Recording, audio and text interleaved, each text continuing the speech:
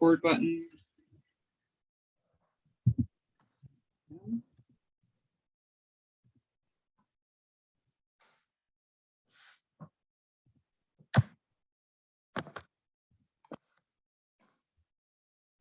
All right. Hey, everybody. Welcome back to Neuronites. We're just going to let everybody get out of the waiting room and get in here. So give me just a second to get everybody in.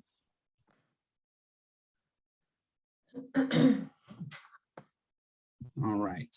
Okay. And then as people join, they can just jump right in. So welcome back to Neuronites. So this is week 2 of Vision. And so, we're going to continue to talk about, just things that might crop up as part of, a brain injury or, neurotrauma and vision issues.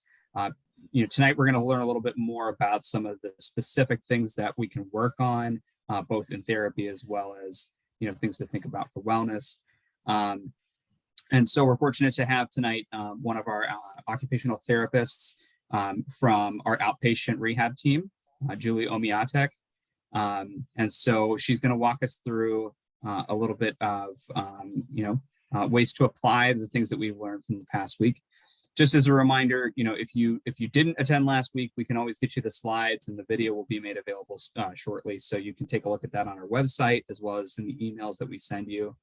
If you're looking for those slides, from any of the sessions, I know I got a couple comments about that. They're always going to be emailed to you. If you have any specific questions about a past session, we can always try and get you that information, really at any point, because we save all that stuff. So you'll have that available to you. And just a reminder for next week, when we come back for our social night, the students in our Buckeyes Raising Awareness in Neuroscience undergraduate group will be talking a little bit about some introductory neuroscience concepts. So it's a good way for them to sort of share the information they're learning in class, and a great way for folks, who are not attending our university to learn a little bit about what we do over here too.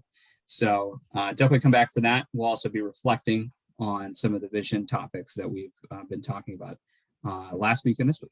So with all of that, I'm going to turn it over to Julie to introduce herself and get us going. Thanks, Julie. All right. Yeah. Everybody hear me okay?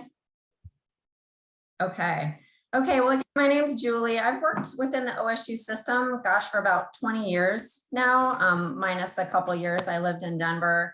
I worked at Dodd Rehab Hospital from like 01 to 05, and then lived in Denver for a couple of years and worked at a place similar to Dodd Hall there. And then after that, I worked on the outpatient brain injury team. And a few years after that, I've kind of been doing a mix of neuro and some orthopedic hands. But I really love working with post-concussive syndrome and brain injury and neuro and the vision piece of things. So yeah, so I appreciate this opportunity. Yeah, and the presentations last week were great. So I was hoping to sort of continue some of and add to what they were talking about, and just expand on the topic. So hopefully everybody will get their questions answered within the next hour. Okay. So, and Cater, one quick question. If I want to make it so that I can only see 2 face boxes, is that possible? It's covering up part of my slides. You should just be able to, so when you go to your boxes, there's like a little tab that's like one tab, and then there's a double tab. Oh, I see. So I think you could be able to select the size there, but if you just click and drag to resize it, is that better? Okay. Yeah, it's cool. Okay, this is good. Cool. All right. So obviously, when we're talking about brain injury, no matter how severe it is, or if it's a, post-concussive syndrome, brain injury, stroke, obviously a multidisciplinary rehab effort is super important. OT, PT, speech therapy, psychology, optometry, all of the players. And just one small example, again, is the collaboration between optometry and occupational therapy. Is a really great one, because it allows the person to have a really good assessment of those eye and brain impairments, kind of looking at the bottom up, but also what exactly is going on in the person's real life and how are those impairments affecting their actual function, sort of looking top down, which not that optometrists don't look at that, but us as OTs, it's really our job to really get a big picture of how are the visual impairments affecting the person's ADL. And so it's just the best situation if the optometrist and OT can put their heads together. So, and as we know with vision, it's not just having 20/20 vision. It's not all just about acuity. That's very important, but that's not the whole story when it comes to vision. So, and I wanted to include this next picture, just again to drive home the point that, there's 6 muscles around each eye. And I guess if you count the ciliary muscle and the inside of the eye, that's, 7, but that's a lot for the brain to control. And we kind of take that for granted until, something goes wrong or we have a brain injury, and then we kind of have, the brain and the eyes have to learn how to work together again. So, and then I don't know if any of you have seen this. This has been around for a while, the Mary Warren triangle. She's an occupational therapist who, wrote an article that still rings true today. She wrote this article in 1993, just really talking about how visual skills build upon one another. It's really kind of a hierarchy. We need to have these foundation skills to really have a base to build upon with functional vision. And it doesn't mean that everything needs to be perfect at the bottom, but this is in general sort of how visual skills develop and how it's sort of a hierarchy. The one thing I wanted to add is there's been talk too about how maybe there's a missing level at the very bottom that should say peripheral processing and spatial awareness. Our peripheral vision is hugely important for our brain, just knowing where we are in space as well and having that spatial context, which we'll talk more about later. But and then, one thing to remember too is after a brain injury, as a person moves from the acute phase through the chronic phase and whatnot of rehab and gets back into life, certain visual impairments may become more noticeable that weren't noticeable when you were in the hospital or when you were in acute rehab, as returning to work or school or back to life. And as we're putting more demand on our visual system and all of our body systems, sometimes certain symptoms can increase or whatnot. So it's really the job of the therapist and in working with the rehab team to adjust the home program at that point, to increase the challenge, or as people move through rehab, to know when it's time to start weaning certain vision exercises or activities and do a maintenance program and things like that. So, okay. And then, I'm sorry, just to clarify, oculomotor control, visual fields, and visual acuity, we'll talk more about that as we go on. But like we just looked at, the picture of the eyeball with all the muscles, those are responsible for that bottom oculomotor control piece. So, okay. So bringing it all together. So again, on the bottom level of that triangle, the oculomotor control, being able to track from side to side, like Jody spoke of last week, pursuits and saccades, the eye movements that allow us to track a plane flying through the air, or that allow us to quickly shift our focus from one point to the next. Those are called versional eye movements, tracking back and forth or up or down. Vergence eye movements have to do with convergence and divergence in terms of, tracking in depth. And then there's the accommodation piece, which makes things crisp and clear. And that has to do with, inside the eyeball itself, are all the structures working as they should to bring everything into focus, whether we're looking at near or at far. But I think it's good to know that all 3 of these sort of subsystems need to be really synchronized, especially during reading and things like that. I think, again, this is something we all kind of take for granted when we think of what goes into having good vision. So, okay. So, and then obviously after a brain injury, the problem happens when more effort might be needed for the brain to do these basic oculomotor control functions, which are needed to focus and fuse words. Fuse meaning, you know, making the words look single instead of double. And all of these things and these actions of these muscles should be pretty automatic.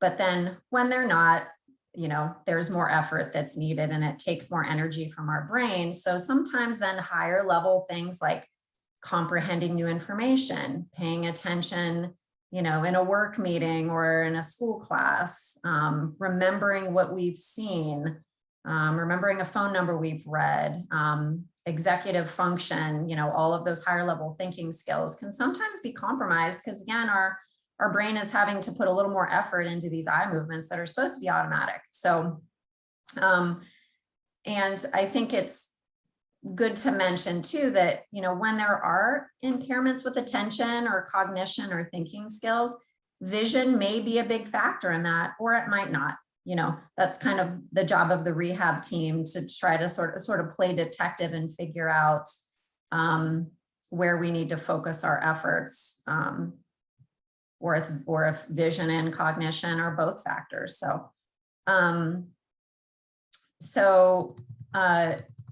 and, you know, one other thing I wanted to mention too, is that one way a therapist might do this with, you know, to increase the sort of reflexivity of these eye movement skills is as the skills get better, maybe adding a cognitive challenge to the activity or adding the beat of a metronome or trying to, you know, have a conversation while you're doing your vision exercise that may be working on quick eye movements. Trying the vision exercises in different positions, standing, sitting, different surfaces. So these aren't things you'd ever want to, you know, progress on your own, but that's often part of rehab is in, you know, the effort to make your eye movements more automatic. We want to try to add other body challenges into those vision activities when it's appropriate and when the patient is ready. So, okay. So kind of a reiteration of what I just said, as we think about vision and rehabilitation of vision, the rehab team needs to work together to look at body awareness and proprioception, you know, proprioception being a fancy word for knowing where our bodies are in space, looking at how is the person's peripheral vision working, how is their processing of peripheral information, and how is their vestibular system working. So, because in the real world, our brain isn't just, you know, processing visual information in isolation.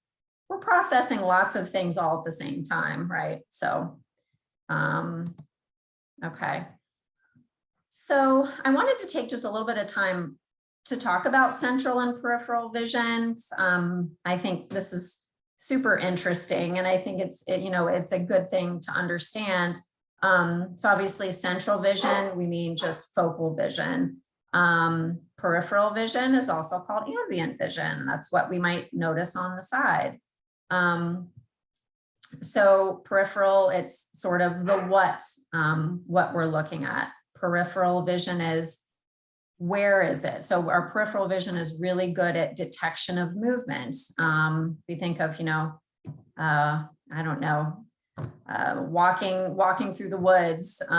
If there's some threat that's coming from the periphery, we want our peripheral vision to notice that movement very quickly so that we can turn our attention towards it and know what the threat is, right? So central vision is more really recognizing and comparing detailed information. And then the last 3 bullet points on the central, like we've talked about, is those versional skills, the linear tracking eye motions, vergent skills, which is tracking in depth, and then, the accommodation or focusing skill of the eye. So to have really good function in those areas, we need our peripheral and ambient vision to really be telling our brain where we are in space to begin with. It's kind of like the anchor, right? So our central or focal vision, we can sort of think of us as a boat, and our peripheral vision, having good peripheral processing is kind of like the anchor. And it's really lending support to that focal vision. So yeah, we all know that our peripheral vision is there to help us notice what's around us, but it gives our bodies that space, really gives us our bodies that spatial context too. And not to get too detailed, but it's linked to our vestibular function as well. And we'll touch on that a little bit later. And as we sort of talked about a little bit a minute ago as well, peripheral visual processing shouldn't take lots of conscious effort. We want this to sort of be automatic so it doesn't slow down our attention and cognition.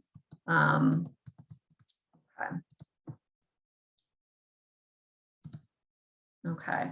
So I know I think a future education series is dedicated to vestibular function and balance and dizziness, but I think this is important. So I just wanted to touch on some vestibular related things. The vestibular ocular reflex is commonly affected, by TBI, and what this is a reflexive eye movement that stabilizes the image on the retina by producing an eye movement in the direction opposite to the head movement. It's constantly going off. It's one of the fastest reflexes in the body, might be the fastest, I'm not sure.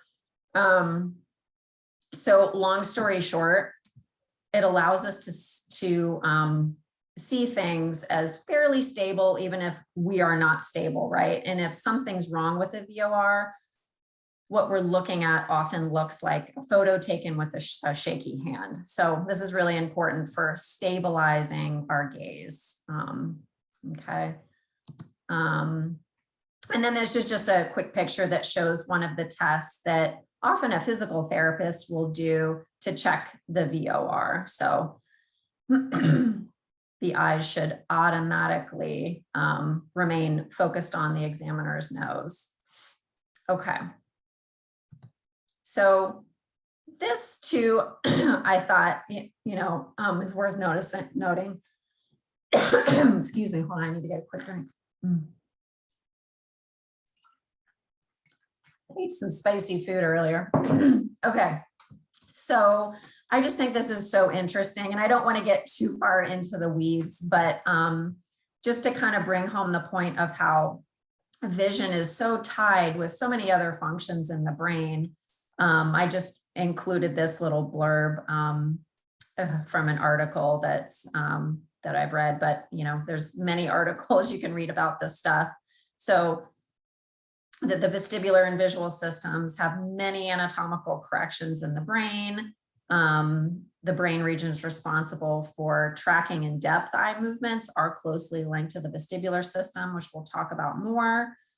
And that the dizziness and imbalance that commonly happen after post-concussive syndrome or brain injuries are obviously can be related to vestibular and cerebellar, but those are connected to eye movement functions and whatnot in the brain too. So it's all connected. That's the take-home message there. So this is a slide that kind of brings home that point. And again, this is a little bit of a sneak preview, I guess, for the vestibular series. But we can't totally separate vision and vestibular. And I think this really brings it home.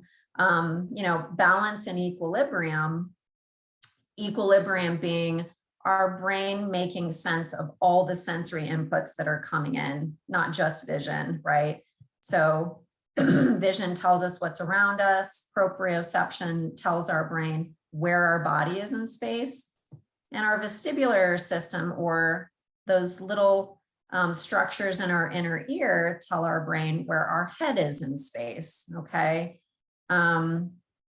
So, with all the members of the rehab team, our job is to sort of attack this from all angles to make sure that the inputs coming in from each of these three systems are as accurate as possible so that there's less room for error in the brain processing all of it to achieve balance and sensory equilibrium, right? That's kind of the ultimate goal. So, let's see, one other thing I wanted to mention about that, again, is how important peripheral vision is as well, to have that accurate perception of space around us. And that's needed for postural control as well. So this is all kind of you can think of it as a, sensory motor processing loop. So I remember years ago, one time I was explaining this to a patient who was an engineer, and he said, "It sounds like you're describing a Kalman filter." And of course I said, "What is that? I have no idea what a Kalman filter is." And he tried to, explain to me in the best way possible that he could, because I don't understand a lot about engineering, but he said, it's sort of what's used for like GPS processing, like on our phone, how our phone knows where we are. The Kalman filter, what GPS does is takes information from lots of different sources to help us know where we geographically are. So it's really the same thing for human sensory motor processing, and obviously vision is a big part of that. So, so one other thing I wanted to mention about this slide as well, though, is that as a patient is going through the rehab process, and we're working on all these different systems and trying to achieve that good sensory equilibrium, we need to make sure that the brain isn't over reliant on that visual information. Because, for example, let's say you're walking through a grocery store, walking down a grocery store aisle, lots of colors on the shelves, lots of things in the periphery, bright lights, lots of movement. What's supposed to happen there, our visual system will be telling our brain that, there's a ton going on, we might not be safe, there's a lot to process. Our proprioceptive and vestibular systems are supposed to say, okay, all right, we're stable though, we're not falling towards the earth. And our brain is supposed to kind of weight those different inputs, and the vestibular and proprioception should sort of be the tiebreaker in that instance, and not the vision, because in a very visually complex environment, or where there's lots of visual movement, we want the brain to not just be using, to be overly relying on the visual inputs. So let's see here. So one more thing to mention about that, I don't want to get too far in the weeds, but we might call that a sensory conflict or a sensory mismatch. So because the visual system is telling the brain a little bit different information than the proprioceptive and vestibular systems are. So what we want the brain to be able to do is, again, resolve that mismatch and make sense of it so that we stay balanced and we stay not feeling dizzy and we stay not feeling nauseous, and we're able to, ambulate through the store and scan the shelves and find what we need and all that stuff. So, so all these cool things that are going on in the brain that we sort of take for granted when it comes to equilibrium. Okay. Let's see. So, another important piece of rehab in terms of vision is visual motor integration, our brain's ability to process what we're seeing and what we're doing with our bodies movement wise, all at the same time. Obviously, very important for driving, playing sports, moving through crowds. And I just included this picture of what's called the Dynavision. There's a lot of rehab clinics that have these. There's one at Martha Morehouse, and I think there's one over at OSU College of Optometry too. It's just it's a light board that there's different programs, you know, that we can run on it, where different lights light up at different patterns, and the person has to quickly notice, first of all, visually notice and process the lights matching up, and then quickly make the right motor response in touching the light. So, and obviously you don't need a fancy Dynavision to work on these types of things. There's lots of different ways to work on this at home, or if a clinic doesn't have one of these, there's lots of ways to simulate it. Lots of ways that your, you know, therapists can work on this with people. My last slide here, I kind of just wanted to throw out what I think are some of the most helpful tips that I can think of right now. Hopefully you'll find them helpful in terms of optimizing our visual endurance and whatnot. And I think whether you have a brain injury or not, all of these tips can be helpful. Obviously the first one, you know, we're minimizing screen time. That's easier said than done, obviously, but you know, I know that even speaking to my own ophthalmologist, he just had some interesting information once about how when we're looking at a screen that our blink rate is actually less. So, you know, when we blink, that helps to lubricate our eyes. But if we're maybe not blinking as much and we're staring a lot at that screen, our eyes might dry out quicker, which in and of itself can make your eyes feel more strained and you feel more tired quicker than you normally would. And then there's the obvious issue of, you know, the light that's emitted from screens. You know, dimming is helpful, or using blue light filters. Like, you know, if you have an iPhone, night shift is really great. And it's cool that you can, you know, set what kind of schedule you want with it.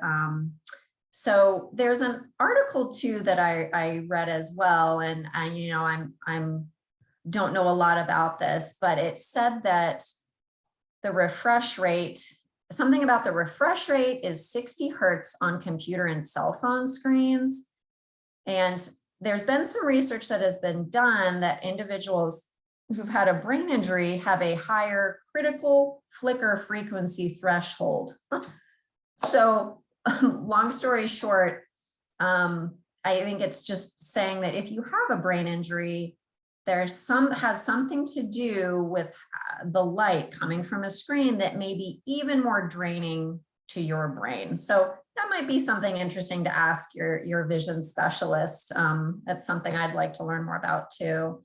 And then obviously avoiding too much near viewing, whether it's a screen, a computer, a phone, or whatnot. You know, we like to tell our patients to use the 20-20-20 rule. If you're somebody that does have to look in that near field a lot, like if you work at a desk all day or work at a computer all day, it just means try to remember every 20 minutes to look 20 feet away for 20 seconds. Now, obviously that doesn't have to be exact, but, and it's interesting. I found that a lot of times when I tell people that, they'll say, oh, I'm sure that automatically I do that, you know. But then sometimes I'll come back and say, you know what, going through my work day, working in the office or whatnot, I really don't look away, you know, and we kind of tend to get stuck in this near viewing plane where we're going from a screen to maybe some notes over here, we're going to our phone. And that's a lot of accommodative stress on our eyes, as well as just convergent stress. So it's good to look away every 20 minutes. Or even better yet, get up from your desk and take a walk around. That's good for your equilibrium. Give you some vestibular input, some proprioceptive input, get up and move around, use your body.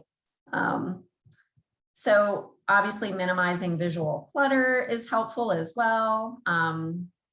Especially if you're somebody that's sensitive to a lot of visual motion or visual complexity in your environment. The next thing, having light print on a dark background, kind of how I've made my slides here, that's been shown to be a little easier on the eyes than black print on a white background. Now that's how most things are, right? Excuse me, is the dark print on a light background, but the inverse is supposed to be a little easier on our eyes. So keeping our neck posture and our core strong and stable. And you might think, well, what does that have to do with vision? So I guess just, I'll go back really quick here to this slide here. The proprioceptive piece, you know, we have proprioceptors in every single joint in our body, including our neck and our, you know, our upper back and whatnot. If we're hunched over, if we're unstable, if we're misaligned, that can send confusing signals into the system, into the inner ear, which, you know, those semicircular canals in the inner ear are connected to certain eye muscles. So between the eyes and the inner ear and our neck and our posture, it's all connected.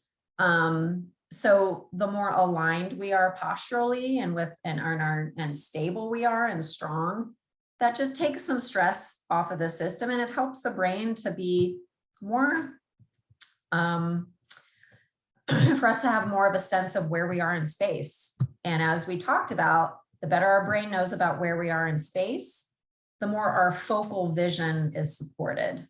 Focal vision being reading, you know, tracking, all of those central vision skills. So I always tell people that, you know, before you even start your vision exercise, make sure your posture is aligned. If you can't get it aligned yourself, maybe lay down, or, you know, you have to figure out a way to get the neck and the posture aligned.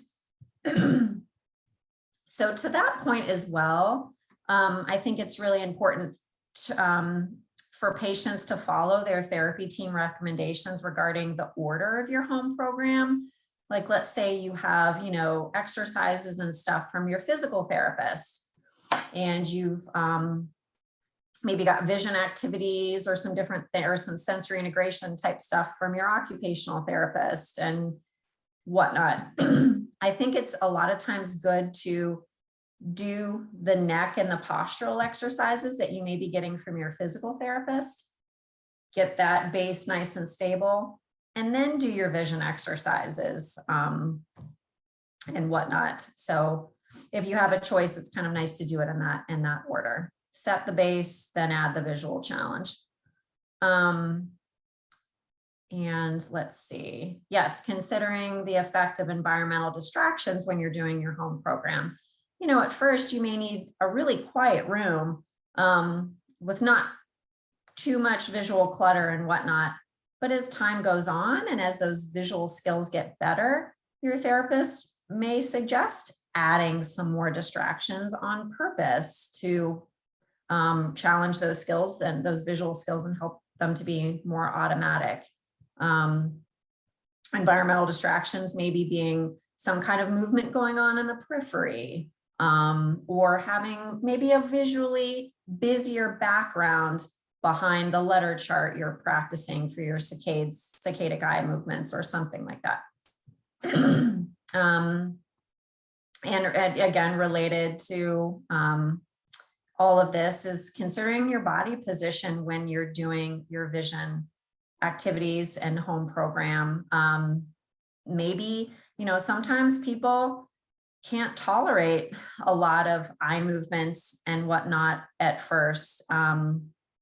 They may get lots of symptoms of disequilibrium or nausea or dizziness or whatnot. So sometimes we have them lay down first in a fairly dim, quiet room so that we're just stressing vision and there's no other, you know, proprioceptive or vestibular challenge going on.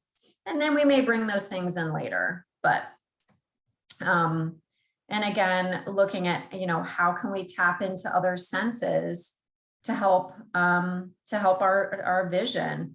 I often find that, you know, certain challenging certain visual challenges, there are some patients who, if I have them leaning against the wall or even squeezing a ball, or have some kind of proprioceptive input or deep pressure in their body, by adding that proprioceptive input, I'm helping the brain know a little bit more where the body is in space. And then sometimes the visual challenge is a little bit easier. So that's kind of the proprioceptive sense, or tapping into the tactile sense to support vision.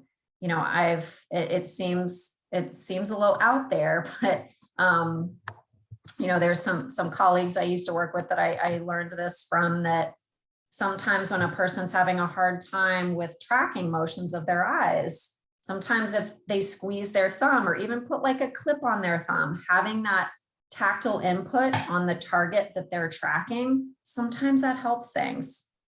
So I can't fully explain why, but sometimes these things is kind of like, why not try it? So, okay. I think it's important as well to not overdo it with central and focal vision exercises. I mean, obviously you need to, work with your individual therapist with this, but I think it's important to make sure that patients remember to do some peripheral processing activity, even if it's just a minute, then do their central vision exercises, and then end with a little bit of peripheral processing. And there's lots of different ways to do that. So you're kind of bookending the central with the peripheral processing. I think that often that helps. And then obviously, it's always good for all of us to plan out our daily activities and to pace ourselves and to really sort of try to gauge what our limits are, right? If we think of environments that are very visually complex, like say the mall, lots of movement, lots of unnatural light, lots of things going on, plus the environment in the store tends to be drier, so our eyes dry out more. If that's something you're planning to do, maybe don't plan a ton of other things that day, or maybe take it easy on yourself when you're doing your vision exercises later that day, or whatnot. So just knowing that, I think I like the analogy of, after a brain injury, sometimes our brains are more like a Hummer, and prior to brain injury, our brains are more like a Prius. After a brain injury, sometimes our brains are they're kind of gas guzzlers. And when the gas tank is empty for the day, it's empty, and that's okay. We just kind of need to work through it and know our limitations and pace ourselves. So, okay. So that's what I have. Does anybody have questions?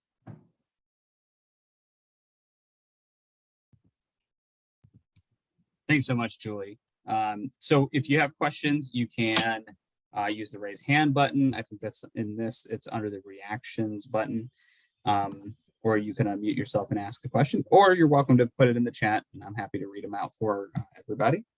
So let us know what you are thinking. While we get some questions in, Julie, I want to go back to the very beginning. You talked about multidisciplinary rehab, right? And, Yeah. and throughout the talk, you've been talking quite a lot about, how the different systems play in together. On the slide, something I never thought about was, just the neck and the posture and sort of, trying to make sure that you are controlling other things so that you can, focus on the vision stuff and also know what's the vision component, right?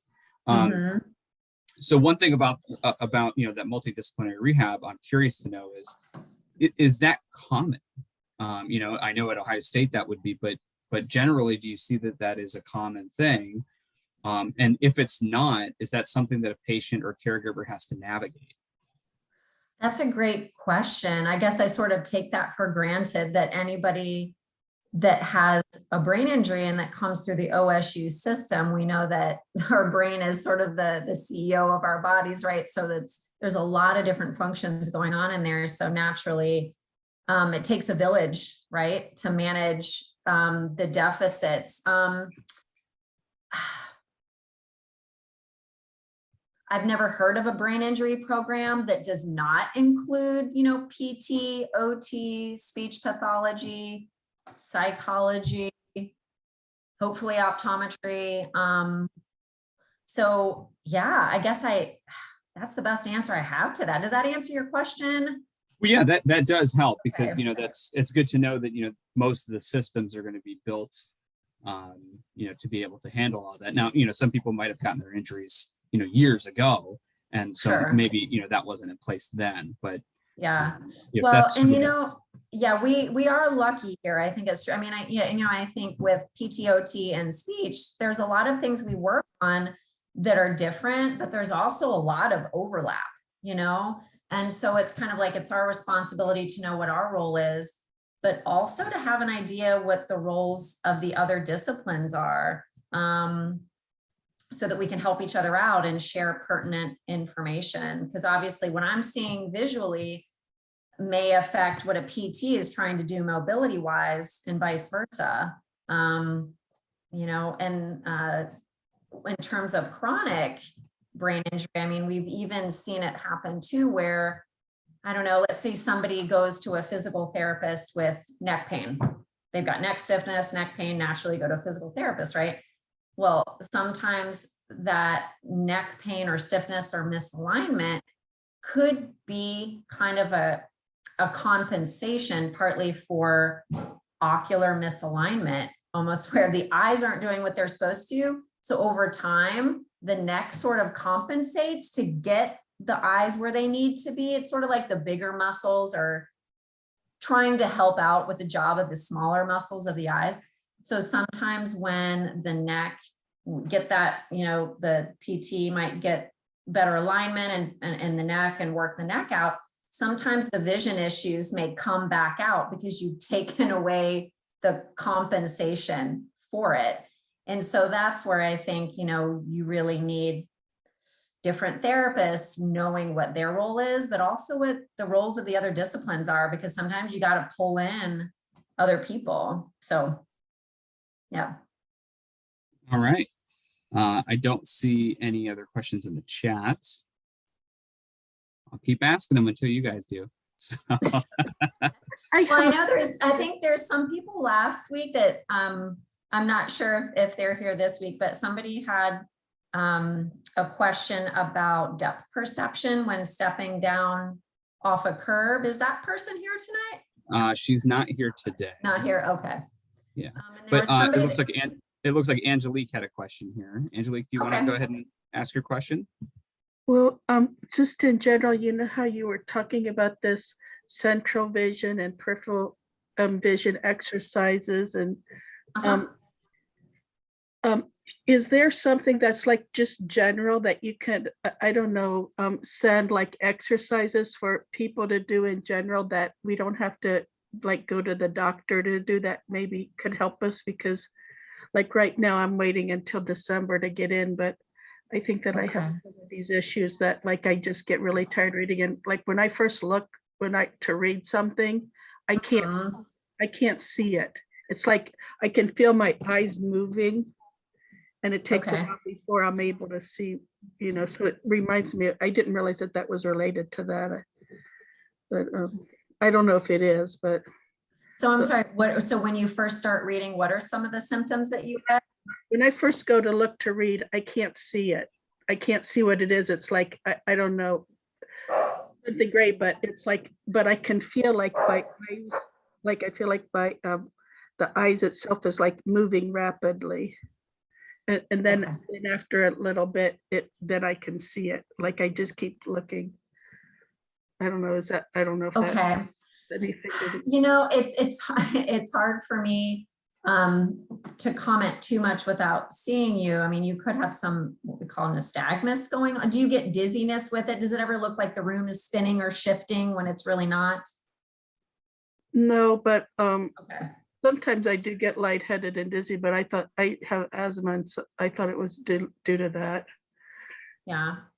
That But makes but I sense. don't see the nystagmus with that, you know. Okay. I mean, when it comes to issues with reading, I mean, like we talked about, there's lots of different skills that go into that. And yeah, it's, working on, I think Jody mentioned it last week. I mean, there's things like crosswords or dot to dots, or, just working on tracking and all of these, up and down, side to side and diagonal movements with our eyes, working on trying to stay on a target. Those are all fine to do, but you want to make sure that in the first place, your eyes are working well together. And you need to, to have that evaluation by an optometrist or an ophthalmologist to be sure of that. You can be screened by, an occupational therapist or somebody that's been trained in a neurovision screening to check some of that stuff out. But yeah, it could be many different factors going on. Are you in the OSU system? Are you waiting to get into OSU optometry? Well, I don't think I've been to OSU optometry, but I've Okay. been to doctors in the past, but Mm-hmm. it's been a long time. But right, I didn't have insurance, but I had insurance, but it was like a large deductible, so I Okay. co-pays. But now I got back on Medicaid and I can go, but Okay. but I won't get a primary care provider at my appointments in December. I think I made it back in like June or something. Oh gosh. Okay. Well, yeah, that's tricky. Well, and like I was just saying, obviously our eyes working together is important. All of those 12 muscles pointing our eyes at each eye in the same spot and whatever we're looking at, so that we can have single vision. But sometimes if there's issues with that, we might not have out and out double vision. There can be symptoms sort of like I think you mentioned, like where it might look like the words are sort of moving on the page, or the words might even look like they're sort of sinking. There's lots of different symptoms that can be a result of binocular discoordination or eye teaming issues. So, and sometimes we might work on the person doing the pursuits and saccades and eye tracking with just one eye at a time at first. But we do rely on the vision specialist to kind of give us their take on what's the best place to start with that, whether the person can work on those skills binocular or monocular. So, I think I can make an appointment with optometry. I haven't had an appointment this year, and I don't think I need a referral for that. no, yeah. Yeah, Maybe, nice to go. It'd be nice to go somewhere if you have a history of brain injury, where the optometrist can do a neuro-optometric evaluation, because not all optometrists get into that. Some optometrists are just primary care, and then some have further specialized in binocular vision, which is kind of what you would want to do. Sort of like Dr. Sarah Huffman explained last week, that's sort of, someone like her has further training in that. So she can do a primary care vision eval, but she also does a lot of the oculomotor and binocular vision evaluations as well. So I would see if she's taking patients and call and say, is this Dr. Sarah Huffman available?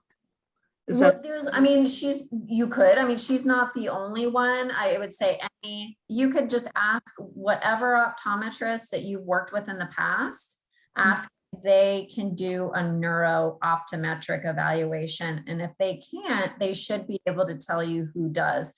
Do you live in Columbus? Yeah, well, from before, they don't take Medicaid anymore, so I have to find somebody new anyway. Oh, okay. But They should. yeah. Yeah, there's other clinics around town. There's Galloway Eye Care, there's Eyesight of Dublin, Emerald Eye Care in Dublin. They have optometrists that do the neuro piece. Yeah.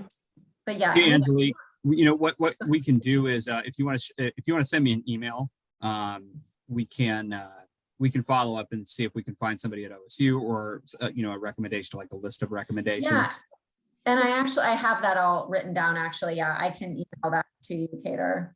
Okay. Yeah, great. Yeah. So we'll pass that along. Let me make a note to myself. Where's my pen? There it is. Sorry. Thank you for taking the time to speak with me. Of course. Good luck to you. Thank you. I'm gonna make an Gary, did you have a appointment question? with an optometrist at, I think at OSU, if they're on Zollinger now.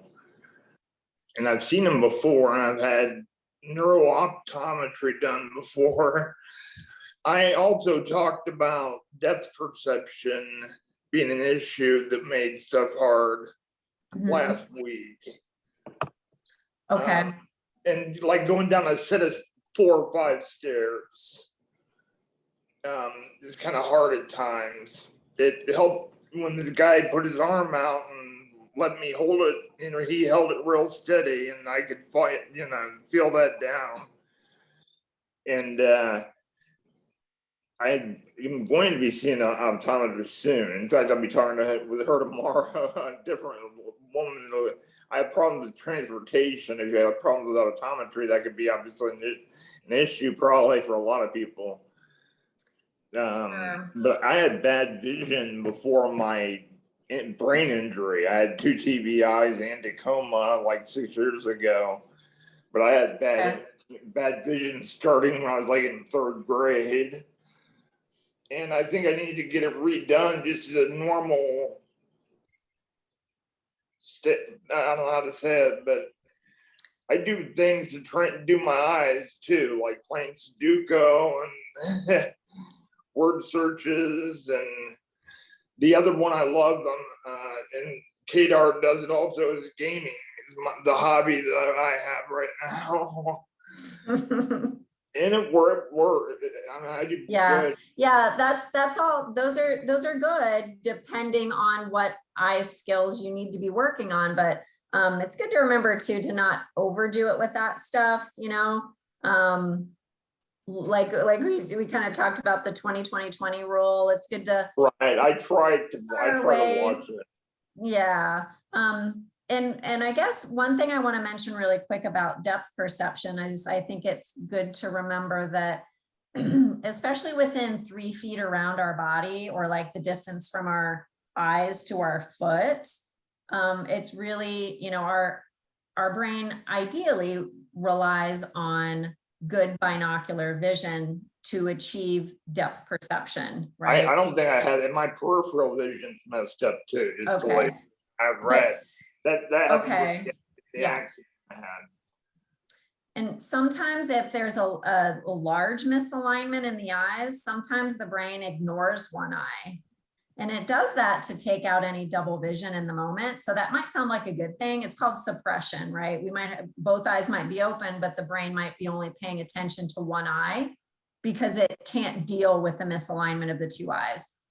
And in that moment, that can really mess with depth perception as well. Or I've seen people in the past that sometimes they have intermittent ocular suppression, where for a moment, the brain might be paying attention to both eyes, and then the brain might ignore an eye, and then it might bring both eyes back then, and then it might, so that. I know what you're talking about, the ignoring something, and I can't tell when I could be doing it and not realizing I do it. Yeah, there's different. It's frustrating. In vision therapy with red and green objects or lines over print with red, green glasses and stuff to help us know if the brain is ignoring an eye or not, because sometimes it's hard to know. Right. So yeah, so that can, play into depth perception within that near range around our body. So yeah. But it was in my occipital lobe, which is, I think, part of the brain that deals with vision. That was one area that got damaged, or I don't know what I got a TBI. Yeah. So you probably have regular vision examinations, don't you? That's, I know, I don't, and I should. That's why I'm. yeah, It's- it's a The good social idea worker was too. gonna help me get there. My mom now can't even drive. Mm, And my father, he went to High State's optometry. But he lives in St. Louis and he's 81 years old.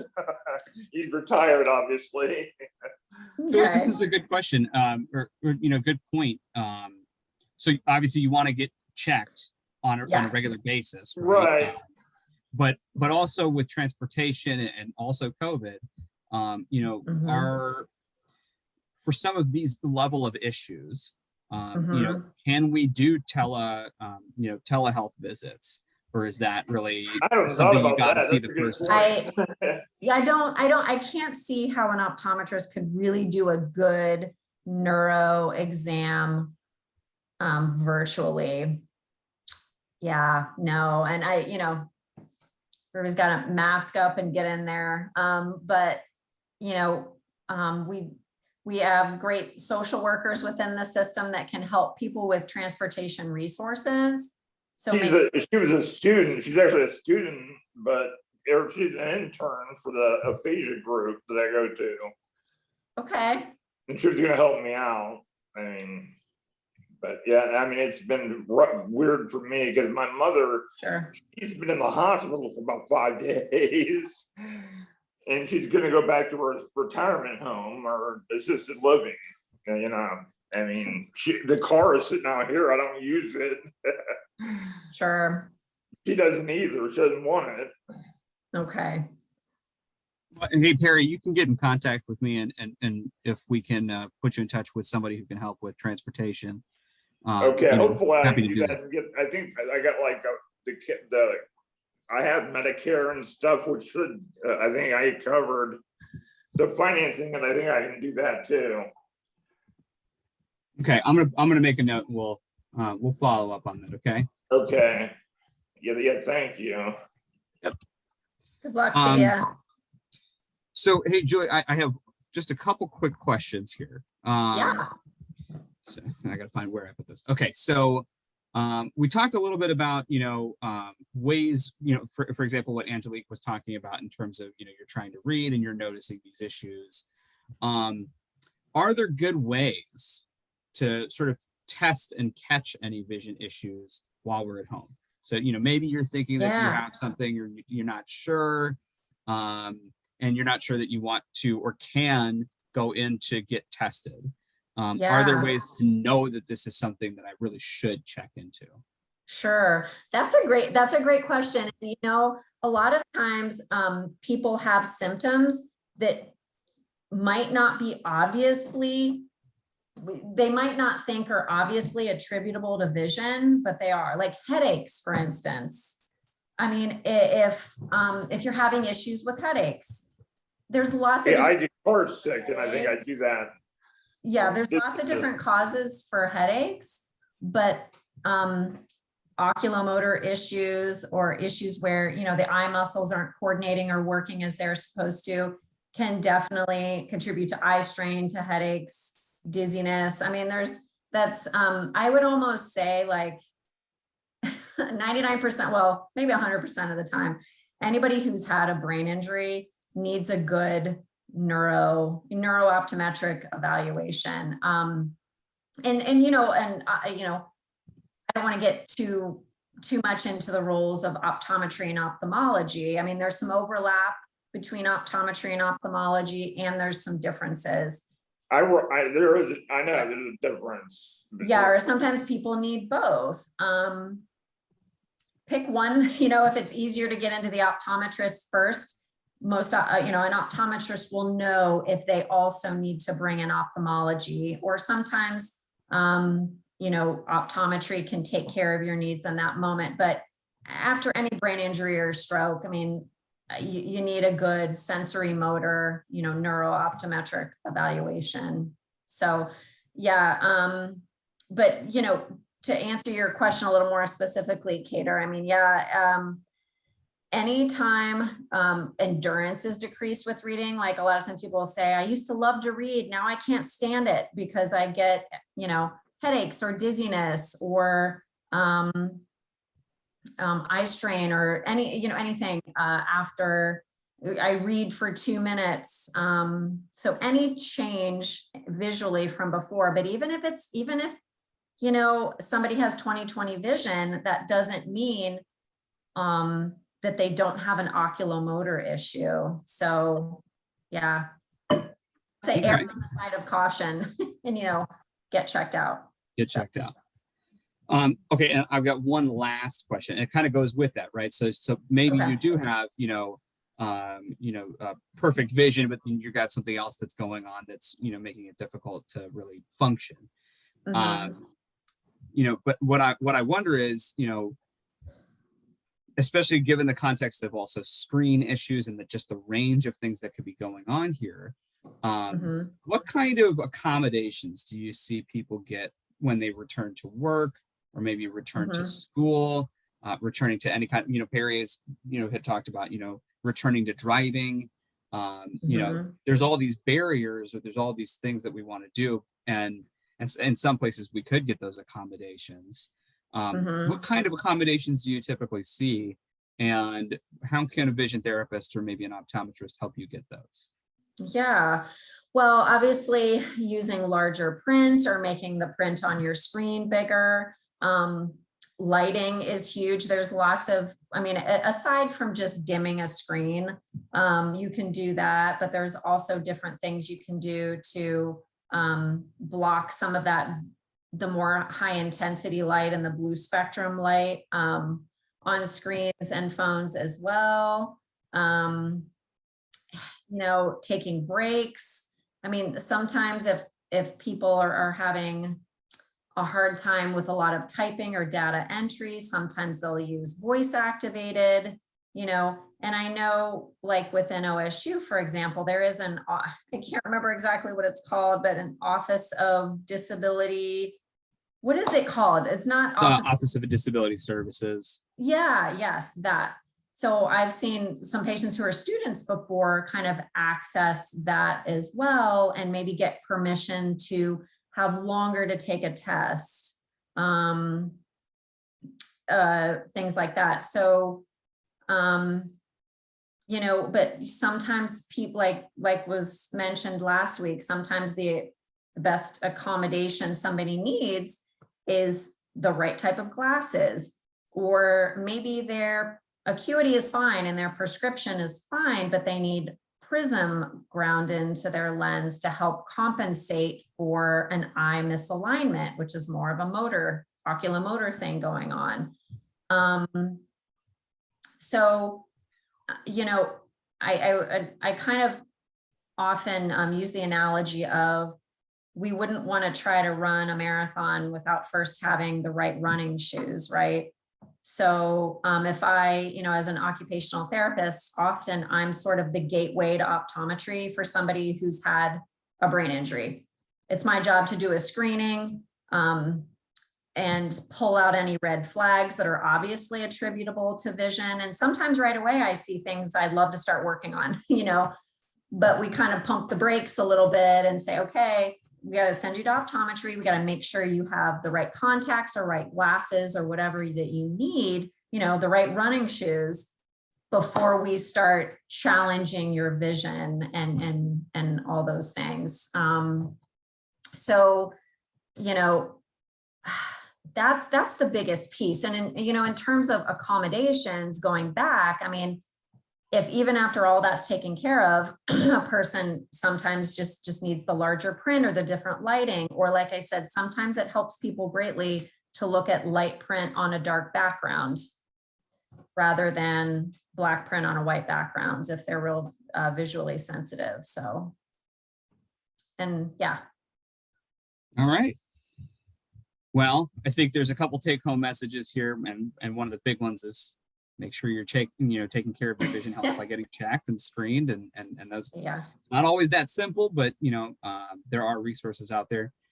Just so you're aware, so I had sent to Angelique the the list of or how to get into vision therapy here at Ohio State, so the numbers to call and Okay. trying to get in that way. Perry, for Perry, I had sent a list of driving or transportation resources from Ohio State that can help you get to appointments. And it's not just in Columbus, it's sort of everywhere. It's a nice little booklet. So if anybody's interested in those, just reach out to me and I'm happy to provide those, because we do want to make sure that if we say you're going to get screened, we want you to be able to get there. So with that, Julie, any parting thoughts from you about just vision health in general? I don't think so. I mean, if anybody has any other questions, I'll put my email in the chat box. Great. Feel free to email me. Let's see, here we go. I needed to change it to everyone. So there you go. All right. Okay. So yeah, feel free to send Julie a message if you have any questions about all this. You can always contact me or Julie Hannas as part of the CBI program. So so thanks for sticking with us tonight. Again, we'll be back next week, to reflect a little bit more on this and also learn a little bit from our students. So we hope to see you then. Next month, we are going to be talking about vestibular issues, so balance and movement. And then the following month, we're going to be talking about spasticity in particular, or limitations to your movement. And then finally, in January, we're going to be talking about return to work. So some of these things that we've learned about sensory issues might come into play with, what the expectations are to go back to work. So stick with us for another couple months, because we've got some good material coming up. But I want to say one more time, thank you so much to Julie for joining us tonight and giving us this presentation. Thanks, Julie. No problem. It was fun. Take care. All right, everybody. Have a great rest of your night. Cheers. Bye.